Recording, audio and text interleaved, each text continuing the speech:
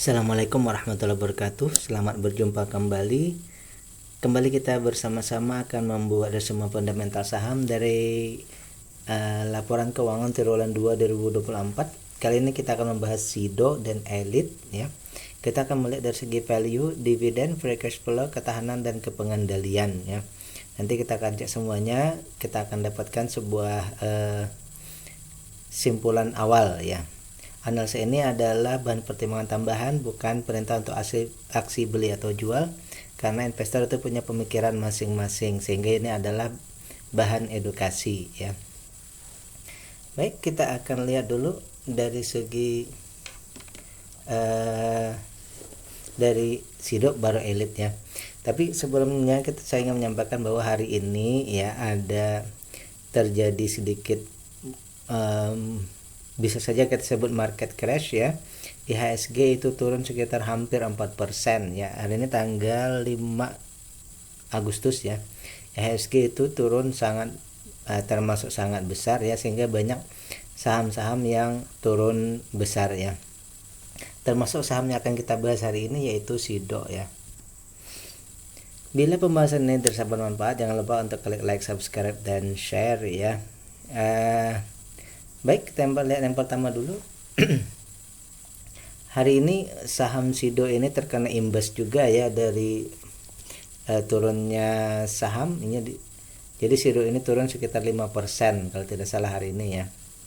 Baik, kita lihat dulu perbandingannya ya dari triwulan 1 ke triwulan 2 ini. Dari segi book value ada penurunan ya. Dari segi EPS tapi ada peningkatan. Semula harga ini di hari kemarin ini sama ya 715, tapi hari ini ada penurunan menjadi 695. Untuk aset lancar ini ada peningkatan ya. Hutang aman, hutang pada vendor juga aman ya. Kemudian non warkat ini kurang lebih saja ya.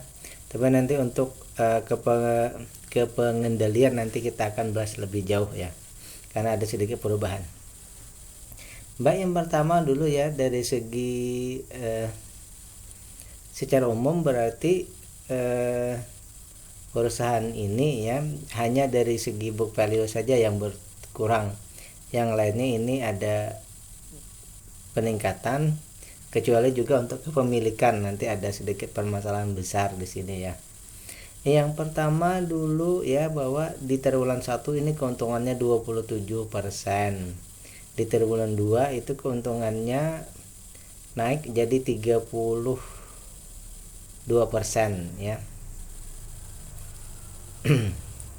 Yang pertama kita lihat dari segi value ya, dari segi value bahwa perusahaan ini ya sudah dihargai mahal, yaitu 5 kali lebih mahal daripada nilai bukunya. Nilai buku kan 115, sekarang harganya 695 ya. Kemudian dari segi maksimal beli 370, sekarang sudah 695, ini hampir 1 kali lipat lebih mahal ya, hampir 1 kali lipat lebih mahal. Sehingga untuk valuasi ini kita kategorikan mahal. Tetapi kalau melihat keuntungan yang 30% dan 27%, mahalnya ini berarti karena memang perusahaannya untung ya. Kita cek dulu ya untuk dividen. Dividen payout ratio-nya ini besar ya, 95%, hampir 100% ya. Hampir 100%. Namun dividennya ini 5% sudah masuk kategori kita ya. Tetapi kalau kita setarakan dengan 30%, itu sebenarnya dia ya ratanya hanya 1,6% sebenarnya. Kalau dia membagikan 30% maka hanya 1,6 sebenarnya ya. Tetapi dia membagikan hampir seluruhnya jadinya 5. Jadi simpulannya di sini dividennya besar karena pembagiannya besar. Oleh karena itu kalau saham seperti ini ibaratnya valuasinya murah, maka kalau menurut saya maka belinya ini cukup beli sekali ya. Tetapi karena di sini valuasinya mahal, ya tentu saja belum bisa kita untuk beli ya. Terus dari segi ketahanan perusahaan, free cash flow aman ya. Free cash flow-nya ini besar sekali, termasuk besar ya, 30%-an. Kemudian aset lancarnya ini juga meningkat ya, dari 591 menjadi 652. Ketahanannya oke. Hutang ini bisa dikatakan ya istilahnya tidak ada lah, bisa dikatakan tidak ada ya. Tanggungan pun yang asalnya 12% jadi hanya 10%. Jadi dari segi ketahanan oke. 3 data dulu ya. Yang pertama, valuasinya mahal, dividennya termasuk besar, tetapi kalau diratakan sebenarnya dividennya kecil ya, yieldnya ya yang kecil ya. DPR-nya besar tapi yieldnya kecil kalau diratakan 30%. Ketahanan perusahaan oke. Kemudian saham non warkat ini juga oke, yang ditradingkan ya, yang ditradingkan ini oke juga. Namun di sini ada concern kita tentang kepemilikan di sini ya, tentang kepemilikan. Di triwulan 1 itu kepemilikan ya yang bisa ditradingkan itu hanya 39% ya. Tetapi di triwulan 2 ini berubah menjadi 64%. Berarti di sini ada pengendali yang menjual saham mereka ya. Yang asalnya saham mereka itu berupa warkat, tidak diperjualbelikan. Sekarang mereka jual, dilempar ke pasar ya. Kemudian itu yang satu ya. Yang pertama, bahwa pengendali menjual saham. Nah, kalau seperti ini mungkin kita perlu juga harus concern lebih jauh ya. Kenapa pengendali melakukan penjualan sih boleh, cuma mungkin kita perlu mencari lebih jauh kenapa itu terjadi. Bahkan ini sangat termasuk besar ya, sekitar 25% penjualannya ya, penjualan ke bursa maksudnya. Yang kedua ya, bahwa yang terjadi ya, yang semula ya dari 39% itu 13%-nya lokal ya, 25%-nya asing di waktu semester 1 ya. Di semester 1 itu yang di bursa ya, di bursa itu 39%, 13%-nya ya lokal, 25%-nya asing. Berarti saat itu di sido asing berpengaruh dalam transaksi ya. Kemudian di sini terjadi peningkatan ya, peningkatannya jadi 64%. Dari 64% itu 54%-nya itu lokal, 10%-nya asing. Mungkin saja sebenarnya di sini asalnya asing 25, tetapi karena pengendali menjual sahamnya ke masyarakat dan masyarakat membeli, lokal yang membeli ya, sehingga terjadi kenaikan dan asingnya tergerus. Mungkin saja asingnya tidak menjual atau bisa juga menjual ya, tapi yang jelas di sini bahwa lokal menambah kepemilikan mereka yang bukan pengendali ya. Jadi di sini ada concern kita, dan ini naiknya sangat drastis ya. Sehingga simpulan saya di sini tidak ada permasalahan sebenarnya ya, tidak ada permasalahan mendasar ya, kecuali 2 tadi. Kalau yang mesti kita concern adalah di sini hanya masalah harga ya, menunggu harga membaik. Maksudnya di sini apa? Maksudnya harganya menyesuaikan ya, menyesuaikan menuju equilibriumnya. Kan tadi itu maksimal beli kita tuh 370 ya. Bagi kita yang dividen investor itu ya maksimal kita di 370. Coba kita cek dulu. Nah, dia kan jadi wajar ya. Kan menjadi wajar, kalau bisa sih lebih rendah lagi, misal dulu. Ya tidak seperti itu ya.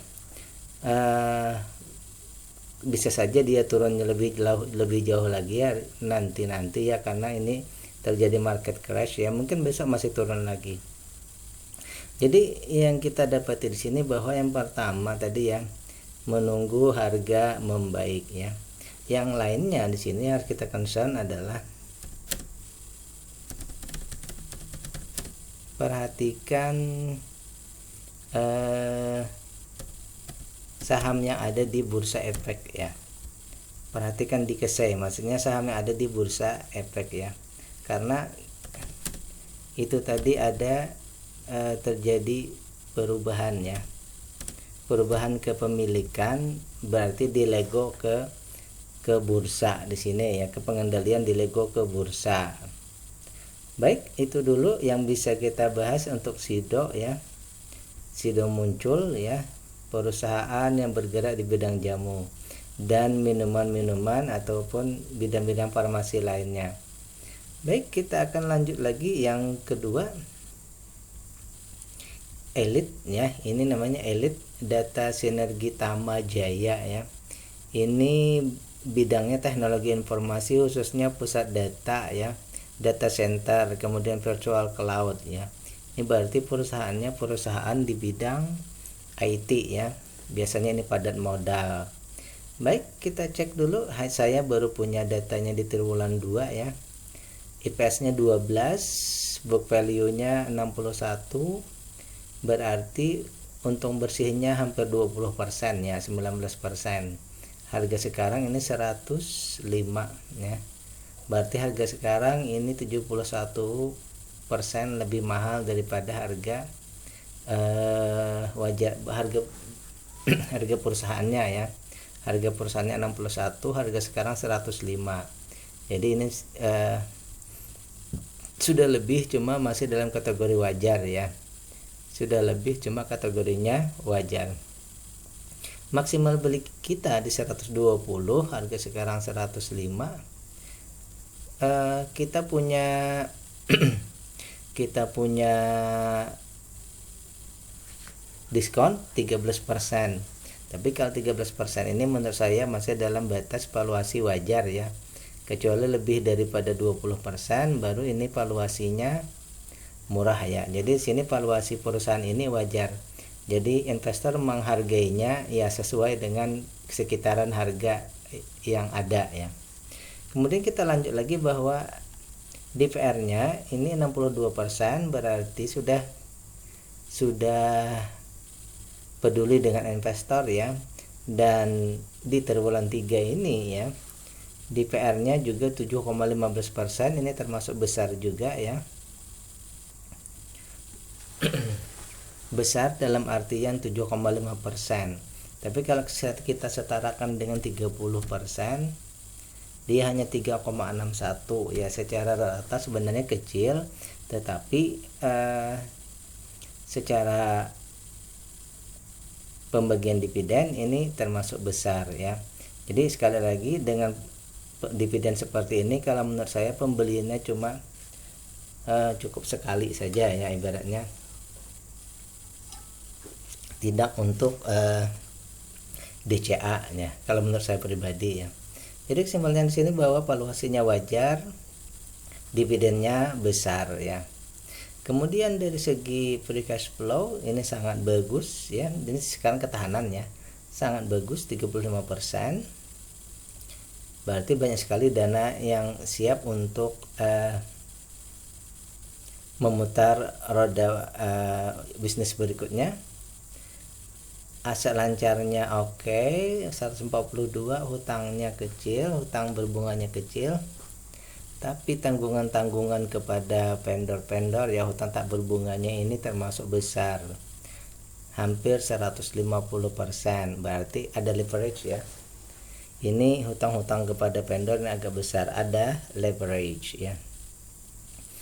Saham di KSEI 51%, termasuk ya kita anggap dia aman saja ya.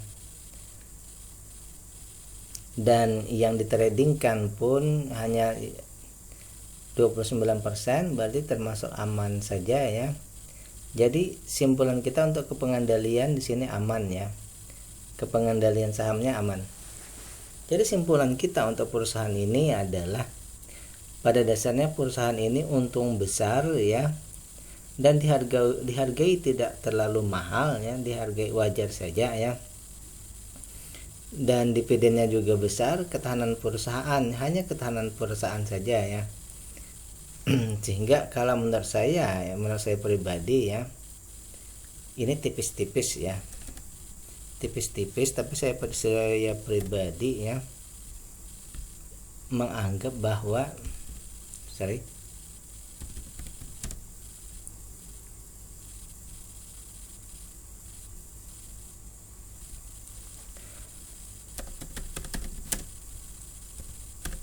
kita mesti menunggu